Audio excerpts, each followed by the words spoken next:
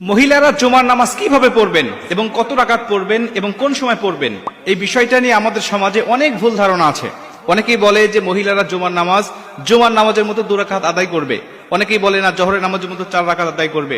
আবার কেউ কেউ বলেন যে মহিলারা জুমার নামাজ পড়বে, কিন্তু জুমার নামাজ যখন মসজিদে হবে, এই মসজিদের নামাজ শেষ না হওয়া পর্যন্ত তারা বাড়িতে নামাজ পড়তে পারবে না।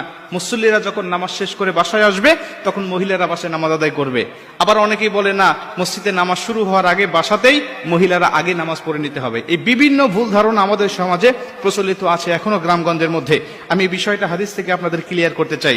সুনানে আবু দাউদ শরীফে বর্ণনায় আল্লাহ রাসূল সাল্লাল্লাহু আলাইহি ওয়াসাল্লাম বলেন, প্রত্যেকটা মুমিনের জন্য অবধারিত করে দেওয়া হয়েছে, রাসূল সাল্লাল্লাহু আলাইহি ওয়াসাল্লাম বলছেন প্রত্যেকটা মুমিনের জন্য আবশ্যিক করে দেওয়া হয়েছে তারা মসজিদে গিয়ে ইমামের পিছনে জামাতের সাথে তারা জুমার নামাজ আদায় করবে, কেবলমাত্র শুধুমাত্র 4 প্রকার ব্যক্তি ছাড়া।